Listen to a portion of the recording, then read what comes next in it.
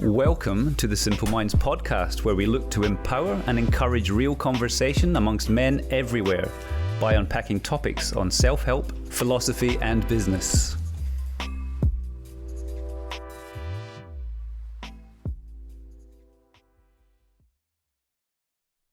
Welcome to another episode of Simple Minds. We've got a full house today, which is excellent. Everybody is here. I love it. Hi. Travis, hi to you too. That's a bit rude, Trav. You were saying hello, so I was saying I remember not so many episodes ago, I used to get absolute freaking poleaxed for interrupting these introductions, mate. That's you, Conrad. Just thought I'd put that on the table. What are you doing now? Excuse me, guys. Let's reconvene this meeting. Let's go, Michael. Sorry to rudely interrupt. Let's quickly go to the drink before I get into the topic, because this drink could be connected to it, maybe. Who knows? But I was recommended this... Conrad. Sorry. Behave. Don't interrupt the introduction, Conrad. Was recommended this Australian whiskey by a client a little while ago. James. Shout out to James from Lock and Charge. One of my oldest clients. Not That would challenge you culturally, wouldn't it? 86, no. It's a single malt whiskey from Australia, and I bought a bottle about 2 or 3 months ago. This isn't it. The other one was drunk. But this whiskey is absolutely stunning. I know I'm building it up here, but I will pour them out. It's like that. Who brought the... I know Justin was building up the sake. No, I've never brought sake. Matt, that was terrible. Ugh. You bought some absolute shit. Mate, the stuff that came direct from Japan. I probably shouldn't have had the Mentos in my mouth before this comes along. Oh, really? It's probably not going to. Yeah, it's not going to be a good addition. I wouldn't have thought with mint, but yeah, pass them around. And thank you. Cheers, lads. Big cheers to everybody. Salute. Don't worry. Oh wow, stings the nostrils. It does, doesn't it? But it's not that real heavy peaty stuff. It's got a nice. I smell peat. But it's not heavy peat. No, you're right. Oh, it's good. That's nice, smooth. Oysters. They reckon oysters with whiskey go real well. Lafroig, in particular, because Lafroig's that's like from the islands. That's like so the very peaty goes with oysters who've got they've grown as barnacles and stuff. So they reckon it brings out the seawater better. Apparently, nice. Well, that whiskey makes me really happy, or does it? So the topic for today, guys, Mentos and whiskey makes me happy. Is happiness. Look, obviously everybody wants to be happy, yeah, or so they say. But have you ever really tried to feel what happiness actually is? It's really hard to put a finger on it. Is happiness actually a thing, something that can actually be measured or felt, or is it just a fleeting moment? A nebulous point in time that passes, unnoticed and barely felt. One thing I know for sure is that without walking a hard road, you won't ever feel the softness of lush grass. Pain, suffering, loss, or sadness are all ingredients in making a happy life, because without these, you can't feel the opposite, happiness. We often think of happiness as a feeling of pleasure, but this can be a dangerous outlook. Pleasure kind of has an innate physical connection or a brief feeling of gratification. Real happiness is much harder to grasp. It's a fleeting contentment, a loss of time, something much harder to articulate. And maybe that's why we can't find it. It can't be held, it can only be briefly touched. So that's my kind of feeling, my initial feelings for my personal definition of happiness. And I thought about this. I don't think it is something... I don't think it is anything. It's something that you don't even really know that's happening, that until maybe reflecting on a moment. And I suppose that's the question I want to sort of put to you guys, as men in the 21st century. What is your definition of happiness? What is happiness to you? Can we define it? But as I said, to me, it's something, it's not permanent. It's something that it's not a state that stays. It's something that you can kind of maybe grasp in the moment. And even when you grasp it, maybe it disappears. Like, it's one of these things that, I think as soon as you try and define a happy moment, it kind of becomes maybe not a happy moment, or as soon as you observe it, it is no longer happy. So I think it's something that you just have to, be aware of, and if it comes, let it come, let it go, sort of that sort of thing. So that's thinking about happiness to me, and I think especially in the 21st century, happiness, for people has become more of a gratification, more of a pleasure-seeking form of seeking whatever that happy life is.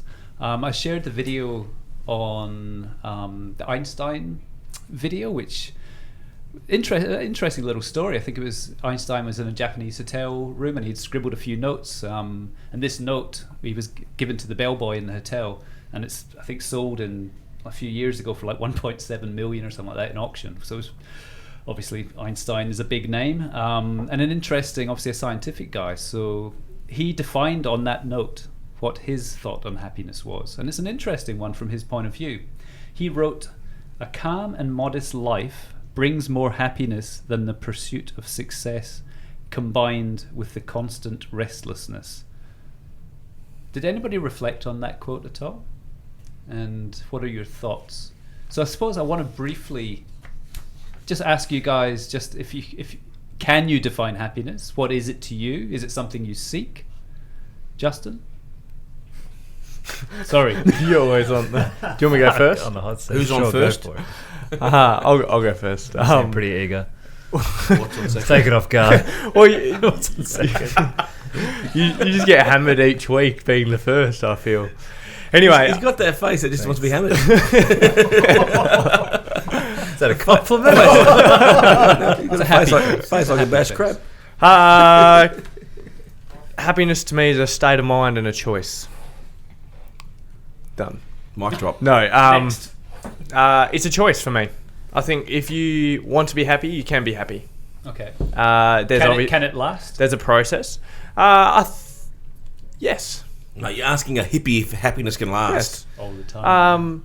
There's different variations of happy. There's peaks and plateaus of happiness. Learning in this room. In my opinion. But I feel it is more a choice and a state of mind than an external factor-driven emotion. So you think it's a choice, something you can put yourself into? Yes. Okay. Because in any situation, you have the choice on how you react to it and how it impacts on you. So if you deem it to be a negative thing, then yes, you're not going to be happy. But if something happens to you and you choose for it not to affect you, then you have the ability and the option to choose happiness from that situation. But what does happiness feel like to you? Rainbows. Unicorns. I'm trying to go deeper onto what that real feeling is. If Cuddly it is a kittens, the cuddly Winstons. Is that happiness? I think the buzz of life for me. Yep. What does it feel like now when you go home and you see young Farley with a shitty nappy waiting with a big smile on his face? You know what? I'm actually excited that he's got a shitty nappy because it means he'll sleep that night. But look at his face.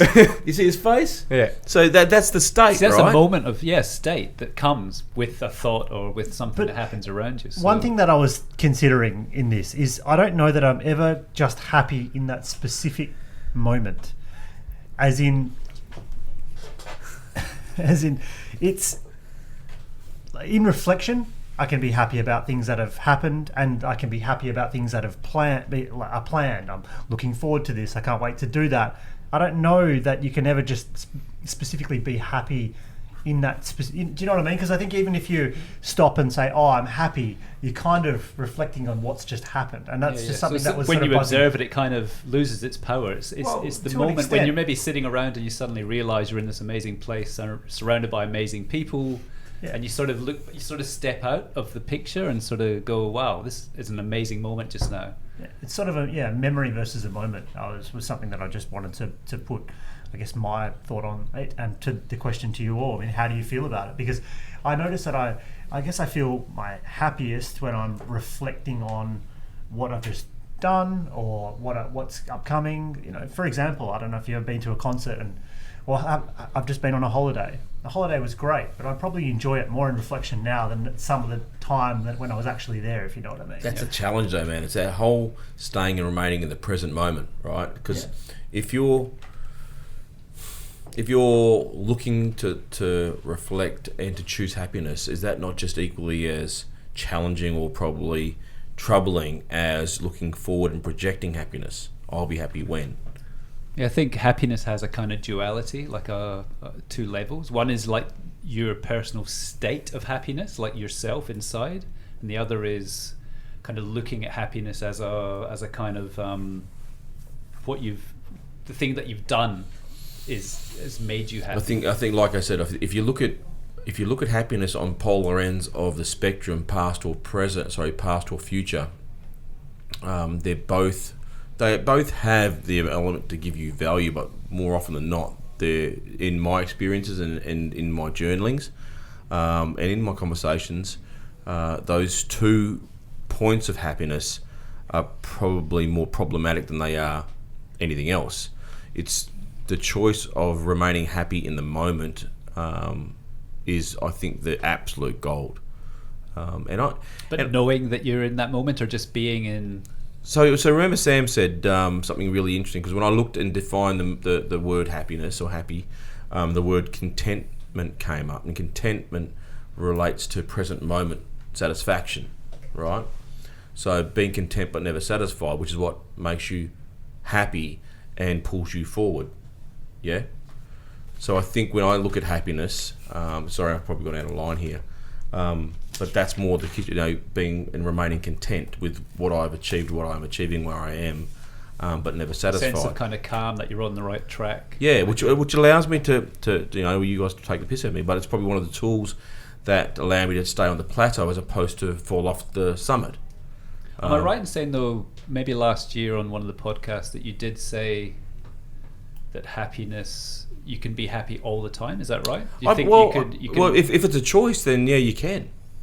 But do you think you need the polarity of suffering or pain, or to even be able to define happiness? I think the yin yang sort of side of it. Obviously, you need the opposite to appreciate the topic, right? Or appreciate the emotional state. Do you need to go through it? I still. Well, shit, man. You'll see a kid smile with no absolute context of the opposite. They just don't have it. So if you want to learn from your children, yeah, you can be happy at anything. Like you can be happy when Farley will be happy when he's got you around, okay? But he's not unhappy. He doesn't know unhappiness. Well, I suppose how you define it is unhappiness when they're crying for something they want, or like obviously because kids cry for things, they want something. So is that them in the state of not being unhappy? Because I think we're now defining that natural state of wanting something as being unhappy, but so again, learning from a child is choosing to be happy because their dad's present. Is that not the same thing what we're talking about? Yeah, but you've got choices, right? So all you can really do is be happy, or choose to be happy in whatever moment that you're experiencing, or choose to be like the reason why I talk about the reflection and the future is I'll reflect on the fact that okay, whether it was tough or not so tough or a great experience, I made decisions and I'm happy that I made the right decisions. And then if I'm looking forward to, let's say, something that's going on next Wednesday, I'm like, no, I'm thinking about my decision to plan that into my future. And that's what makes me happy, because I'll reflect on what I've been able to control. Because, yeah, you can't control everything that you're experiencing, but you can take a perspective against it. And I think that's a big part. I even think you can do that. Not control, but control your emotion. You attract everything to you for the experience that you're choosing to have. That's my belief. I'll come back to spirituality here, but I believe we do make a formal choice, whether we do it, cognitive or at a higher level. We choose the situations to live the experience. I honestly believe that. Well, it's a muscle, I think, as well, of how quickly you can snap back to... And, I mean, at the end of the day, right, if you want to get to science, isn't sense of feeling happy just a bunch of chemicals? It's a bunch anyway? Yeah. So, can you trigger it? Can you control... Wim Hof can control... Apparently, I'm not that rehearsed on it, but he can control his adrenaline. His immune system. So that would then argue, on a more scientific level, you could control happiness by controlling the release of chemicals in your brain, which to me is a choice of... or going for a run. Like Tony Robbins is known for change your state, change your body. Get the body moving. And So what is it? Is it serotonin that's one of the key triggers? And so you can. Like I just happen to have funny science thing written down here. Oh, there you go. But before you go there, just to waddles here. When you ask the question of what does feeling happy mean, when I look at in moments, to me, a lot of the time it's a sense of satisfaction and or gratitude, one or the other. Like So when it's more reflective, or no, like if I'm feeling like, oh, things are really like, you'd be like in this moment, you're like, yeah, things are really good. But you think when you think that actually stops it? No, you don't think? Generally, it continues to go. It's because like in your moments of other feelings of sadness or whatever, I don't know. For me, it doesn't stop it. If anything, it amplifies it, like for the remainder of the day. And like typically the moment you're in that state, actually it's harder for you to be brought down because you just like things are just, I guess, like as a shield or a barrier when you're more Walking in on that sunshine. Yeah, pretty much. Like it's cliche, Rainbows right? and unicorns. But an issue at work might happen and you're like, oh, we'll just deal with it and we'll keep moving on. But when you're in a state of like frustration and again that sense of what you focus on, your energy goes, you pick up everything, every little thing will piss you off. But if you want to maybe just stop, go for a run or do, I don't know, lift some weights, get big, Interrupt. Then moving forward, those things might not impact you. Yeah, cool. But to answer your question of feeling, for me, it is like huge gratitude sometimes. Like I really start to feel like, yeah, and satisfaction. And I don't know how else you define happy per se. Let's see what this does to your face. My what? We don't have My a, hammer we don't have a face? camera on right No, now. but let's just observe the change in Justin's face when we talk about KFC and the $9 Tuesdays. I think that's more my wife. But That's happy easy. wife, happy life. That's easy gratification. That's pleasure. You're confusing them. Oh, maybe. That's Maybe. what. There's a big difference, I think, between a fleeting pleasure than real happiness. He's got the science. I agree on Let's that. go to Jacob Moffat's Science of Happiness here. Of course. So Wizard. I'd hate to pigeon myself. He's actually or wearing a pigeonhole white coat myself, for this session. but I've taken, I guess, a scientific and mathematical approach to defining happiness for me. As all great engineers do. Let's build a bridge of happiness. So the biology of happiness. This is a Psychology Today article. They said they've refined it down to 7 chemicals that are responsible for different components of happiness. They say one is endocannabinoids, kind of naturally occurring, I guess, cannabis-based molecules. So Mike was half right with what he did in the mornings. They call it the bliss So a molecule. morning joint. And they relate that to like the runner's high, that feeling of like lightness and bliss that comes from those sort of chemicals. I imagine the naturally occurring plant-based cannabinoids create the same feeling. That's why people. So are you saying that we could achieve that through running? So there are ways, like Justin said, Well, I ain't gonna be doing to that. hack, if you want a better word, these things to create them and build happiness biologically as well. Dopamine, the reward molecule, they say every type of reward-seeking behavior that has been studied increases the level of dopamine transmission in the brain. Smoke weed and then go on Facebook. If you want to get a hit of dopamine, set a goal and achieve it. It's all about kind of achievement and success. You better get your likes, otherwise you're going to be absolutely smashed. Excuse me, it's science hour. Can you please be quiet? Come on, Oxytocin, Jacob. this is one that Travis will be well familiar with recently, the bonding molecule. In a cyber world, we often spend a lot of time together with our digital devices, but face-to-face communication, intimate human bonds, and especially the kind of mother-child and even father-child skin-to-skin contact that occurs immediately post-birth, oxytocin is released in massive amounts What about to further create skin? that bonding. Because he would have tried that out with young Winston before he actually gave himself the license to be a dad. Similar, but infinitesimal. I wonder if it's true. I wonder if that actually does It's work. my cat, if Yeah. anyone was interested. Well, in if they've been listening to the Conrad's show, they piss know. poor joke. Please carry on, Jacob. Endorphins, the pain-killing molecule. The name endorphin translates to self-producing morphine. So it's the one that kind of dulls pain, and therefore, I guess, the antidote to pain you can look at as potential happiness. It's obviously not a great one. Do you have written down how you I'm looking for the stimulate that? measurements. Oh, simulate endorphins. I didn't actually. That was See, I That's right. All good. thought Thank you. endorphin was through exercise. yes, I think you're potentially right. Like it's high intensity exercise, lifting weights, etc., releases endorphins. Sex as well, doesn't it? Yes. Sex releases. Oh, yeah, but it's exercise. Yeah, endorphins. Yeah. Yeah, there's one called it's- GABA, the anti-anxiety molecule. You can increase it by practicing things like yoga, meditation, essentially mindfulness practices, anti-anxiety. A bit more spiritual based. Absolutely. Serotonin, the confidence molecule, to increase serotonin, challenge yourself regularly and pursue things that reinforce a sense of purpose, meaning, and accomplishment. What is the recipe? You're giving us the ingredients. What are the micro amounts we need to put in a pill to make this happy pill? So I guess with Limitless. serotonin, it's kind of being part of something greater than yourself, that feeling of kind of purpose, meaning, accomplishment. And finally, adrenaline, the energy molecule, that kind of feeling of being alive. So you guys know when something's exhilarating, whether you're in the final moments of a championship basketball game, if you've ever been skydiving, for example, that kind of that huge adrenaline rush, that feeling of aliveness is what a lot of people chase, and that's their version of, I guess, happiness as well. So that's the scientific aspect. I also had to look at defining happiness and kind of guess what that means to me. On a personal level, yeah. Yeah. Happiness for me is when what I have is greater than what I want. I guess it's bridging the gap from where I am to where I want to be. My first example of that is sort of being grateful for what I have and like recognizing that what I have is what I want. So when I'm constant, and this brings it back to Einstein's piece as well, a calm and modest life brings more happiness than the pursuit of success combined with constant restlessness. So when you're constantly But isn't that chasing- Is that challenging? Einstein? Well, I was gonna hang say, on. but isn't that a challenge on what the word success means to you then too?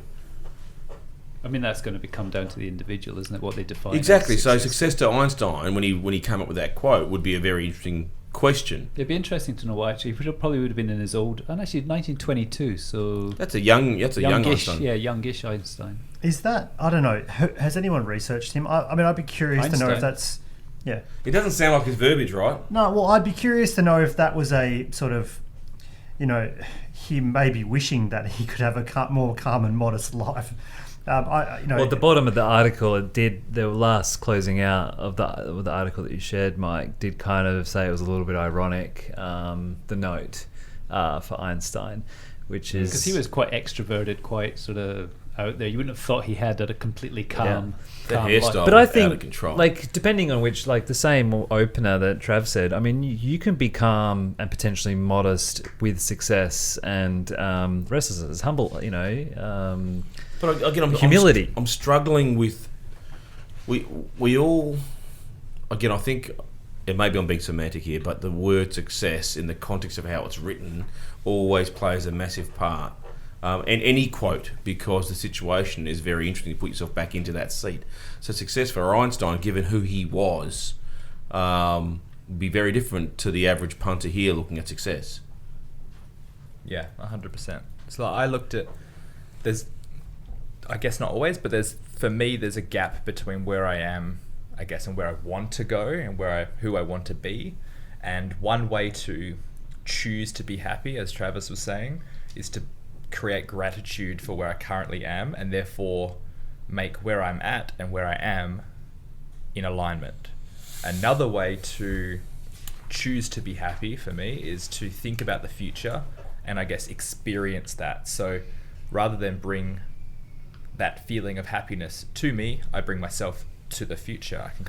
I think about goals, vision, what I would desire. I kind of experience that. And for me, that's happiness as well. I think that's a big point, is if you're putting happiness into the future and it's something you're trying to get to. That's John gonna- Assaraf. John Assaraf, The Okay. Secret. That's exactly what that is. It's that vision boarding stuff and bringing that, and you say going towards it, which is fine, but I mean, whether you're going, it's an innate feeling you're using today. I think it can be dangerous, though, to have happiness as something that you're always trying to get to. Because I completely agree with you, but I'm not sure that's what you're saying. But no, he's saying he Bring puts it- himself. Brings That's it. what's going to make him happy. Then bring it now and be happy now. Yeah. That's how I heard that. Yeah, pretty much. One way is going to be grateful and content with where I am, and that creates happiness for me, looking at what I've achieved and who I am. And then there's also that longing and desire to be more and to be great, and I can choose to be happy knowing that that's where I'm heading as well. It's kind of enjoying. So even though you're longing for something, Yeah. you choose to bring that as that's your happiness. Is Imagine that like actual present- pursuit? that present Yeah, that imagine present I'm state. driving in a car. The destination might be going to a concert, so I'm excited for, and I'm experiencing happiness in anticipation for that concert. But I'm also looking out the window, rolling it down, enjoying the breeze, and knowing that I'm enjoying where I am and the journey. So for Is me, your it's- mum driving you to this concert? no, Just sounds like you're in the back seat, just rolling enjoying- down the enjoying window, things waving my after hand The Wiggles through. concert. But yeah, you could. Well, you he's could clearly serviced his car because it's moving. That's true. Yeah, for me, I agree with Travis. Happiness is a choice, and no matter where you are in the journey, you can choose to make that. And I think, Dan, like, I challenge anyone who thinks they can be happy all the time. Look, I would agree not everyone is. I think it's almost a skill, potentially. Like, to be like that, to be happy is I think, somewhat a skill. Because I would agree that not everyone naturally is like that. But even think you can't be in a state of happiness all the time, or bliss, or whatever you want to call it, because I mean that gets close to madness, doesn't it? I mean, if you're happy all the time, you meet somebody and all the time they're like, everything's good. It's like there's a. But how do you so I think that one part of that is how. So let's say you're working through a difficult situation, and someone talks to you that you've just had to come off the phone call, bad conversation, someone talks to you. I think your reaction to them may be a sign of whether you've been able to just weather the difficult situation. But I just don't see how you can be like, if I'm focused heavily for 2 hours on something that I'm creating, a project, and I'm like 100% in the zone, like, do I stop and think, I'm so happy that I'm like in the zone? Like, you're focused on solving a problem or whatever you're doing, and then in reflection, you're like, I'm really excited. I'm really glad I just had that big 2 hour stint. I created this. I did that. Like, I don't think I ever feel or would stop to say I'm happy. I would say I am, but it's not a conscious thought like at that point in time. Yeah. Well, I guess like a big one of the tool, if we look at what are tools we can use to potentially be happy as much as possible, I think gratitude is a big one. I see Travis as someone who's happy most of the time I see him. Like anyone, he'll have his ups and downs, but I think because he is able to smell the roses, feel the breeze through his hair, kind of touch the bark on a tree and be grateful in the present, he is therefore able to be happy more often. Whereas people who are constantly looking into the future and not present are rarely happy, because happiness, I believe, is a present state feeling. Yeah. It's not something you can be told to be either. You can't be told you must like be happy now. Like, it's not something. Depends which century you're in. Yeah. I mean, because that's like a comedic sort of mask you put on, then, isn't it? And sort of smile, and you can just tell that you're not really happy. I think, and I think it comes back to kind of like a bit of a skill. I can't recall where I heard this, but I did hear that, and that comes back to optimistic people and pessimistic people. And there's actually a, I don't know, study. We have to Google it, but I did hear somewhere saying that optimistic people actually live longer and obviously generally have more like success. Which to me, optimism and pessimism is a bit of a choice and a bit of a skill. Like, always looking at the dark or always looking at the positive. But I think you've got to be careful of going, I guess it's like with anything, going to one extreme or the other. If you're la positive, that everything is like amazing and there's not a single problem with anything, that is, I think, overall negative. And you have to feel the full breadth of all your emotions. If you bottle up emotions, it'll disserve you in the long run. Sort of facade of happiness. Yeah. And I think that's probably where it comes back to your point of like, and even Hato would acknowledge there were probably moments in the last few weeks where you were definitely not fucking happy. Absolutely. I agree with you. You can't be happy all the time. But you have the opportunity to be happy all the time. That's a good way to put it. Yeah. Yeah, I think like that's the kicker. Like, there's nothing out there that's too great for you to handle that isn't giving you the ability to be grateful and to be happy. Yeah, and we don't get it right all the time. Yeah, and I don't think it's something you can just suddenly switch on and like in a moment go, okay, if you're feeling the pressure, you're feeling sadness or pain, I don't think you can just be happy straight away. It's a practice, it's a muscle, it's something, there's practices involved in, like, be it gratitude, going out for a run, like knowing that you're in this bloody flux of like anger or whatever, get out for a run, go into nature. And I think nature is a huge part of nature, creativity, music, the arts, that sort of thing can really bring about and you'll laugh at me about hugging trees. Hey mate, hug a tree. That will make you happy, man. It will, unless it's got ants going up it or something. That could turn out bad. But I don't know where you're going. Why is the majority of people unhappy then? Because I think they're seeking the gratification, the pleasure. And I think in modern age, the definition of happiness is all over the shop. It's the stuff we're talking about, in other episodes about comparing yourself to other people, Well, I think the context of, I think the root meaning, I think what we're proving with a lot of these conversations we're having is that the absolute meaning of these words has been lost. Yeah, we're in a weird, and we're attaching our place. own shit to these words. Yeah. Which, when you come back to, and the same thing with quotes, when you come back to pegging quotes and pegging words to their true origin of meaning, you then get challenged as to, well, what life have I led, allowing myself to believe what I've believed. Yeah, and I mean, Christianity was a funny one because happiness you weren't really allowed to maybe be happy as a Christian. Happiness was going to come at the end. Once you're working now to create happiness when you die, because then you would go to the happy place. But that's the science behind that is delayed gratification. Depending on what you believe happens. Once True, you get exactly there. right. Very 100%. delayed. You get to meet your maker. But that's because a lot of the things that you might enjoy were considered sins in the original vein of how it was constructed. Yeah, and I think now the heaven hell thing is part of our day to day life. You can either create your heaven now or you can create your hell now, depending on which way you go. And I think we have to have a little bit of both. I believe we're all in hell. And to answer your question, I guess, Justin, We're all suffering. I believe this planet. When you look at the definition of what hell is, and I've said this to my mum, and I believe we're experiencing hell because the choices that we're forced to make. If it was heaven, we live blissfully with everything. That's the suffering piece. If you really look around the world and the danger and everything that is around us now that could potentially do us harm, man, you'd actually go nuts. So I think the body itself, the chemicals in our body, that's why we have these chemicals, to stop us going into madness. Let's come up with a recipe. What do we need? 10% of what? We need to sell 5 mils of that. Fucking hell, man. That's a happiness porridge. My happiness porridge. Happiness equation, porridge. I guess, before was, for me, happiness You're hearing it live. is where what I have is greater than what I want. The reason why I like that. I do like that. The reason why so many people are unhappy is that what they want is greater than what they have. There's always something more. There's always something. Hang on. There's Have a we got a gap. mic drop sound? There's a gap. Clunk. That's a pretty good quote there, Jacob. Say that again for us. The reason why so many people are unhappy is because what they want is greater than what they have.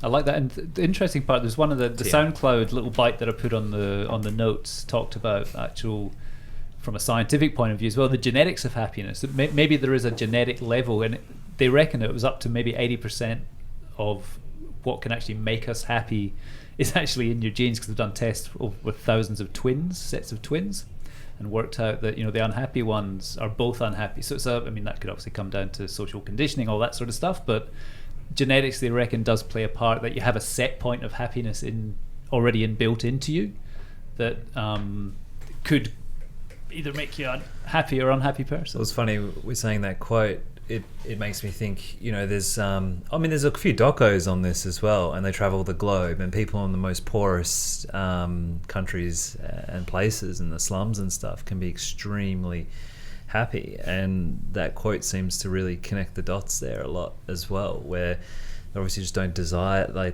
they're content with what they have. Well, we're entitled and we have choice. Like if you go back to our grandfathers or great-grandfathers, for example, and if they were working in a mine or something like that all day and provided for their family back at home, they were content and happy with that for their life. Whereas we live in Australia, and we have,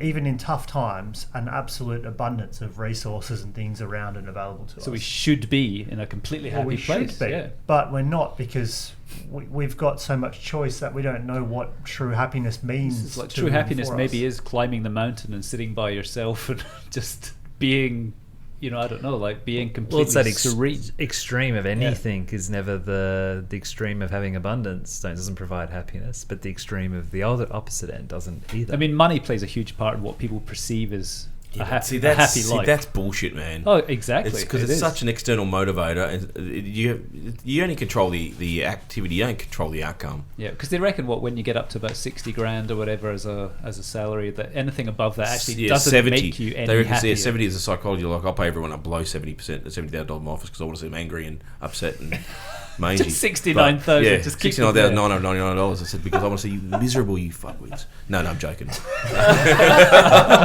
I love my guys. There was a lot of my spice guys. in that. Yeah, wasn't Because if they listen to this, I'm joking. If they listen to this, then they'll have some ammunition against me, but they won't, and I'm okay with that.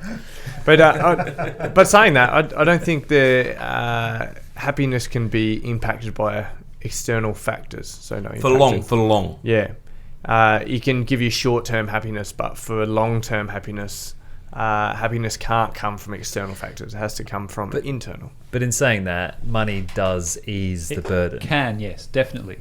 Correct. Definitely. Yeah, it's right up there next to oxygen. Is that another one of these chemicals we need, is it? Is oxygen a chemical? Because an interesting one, which I don't know, Is that a dumb is question? the question of money: does money buy happiness? And some people, There's yes. elements depending on your state of mind, even. I mean, or your genetics, even. This is getting loose. It is a bit loose. Are Question. we happy? I don't know. Is there happy gas in here? I think there is. It's the whiskey. So I don't know. With happy, it's such a weird thing. Cause Are you happy, Mike? Oh, you know what? Fuck. Apparently, I just keep taking the words out of your mouth. It's like the basketball court. Connor just doesn't quite get in there. Too slow today. I think in the way I defined it right at the beginning, I see happiness as something that you can't. It's not something you can grab. It's something that you find yourself maybe slip into, and that's a more contentment piece, I think. To me, there's a calmness, there's a contentment that you're not letting the external things override your life and your emotions. So I think to me that's where happiness comes from. Yeah, I was waiting for you because you asked the question because I was getting bored with that answer. So why do you have to slip into it? Well, Like a naughty negligee. You don't slip into Like a yourself. sleeping It's bag. just something that maybe comes as you're living. Are you happy? Yes, right now because I'm in a content place. With 6 But- blokes, 5 blokes. No. That's right. But as I'm saying, it's not like, am I happy today, this week, this month, this year, this life? Yes and no. Like, because happiness comes and goes. And to me, happiness isn't a defined thing. It's something that you shouldn't try and pursue. It's something you should just try and feel, or maybe not even feel, because it's just something that will come and go. So yeah, I don't try and define it or put it in a box. That Will Smith movie, The Pursuit of Happiness, was actually quite an interesting movie, right? I mean, just we're going to towards wrapping up the episode, but I think if you remember the movie, if anyone has watched it, I love the movie. yeah, it's crazy, me too. right? I think I cry every time I watch that.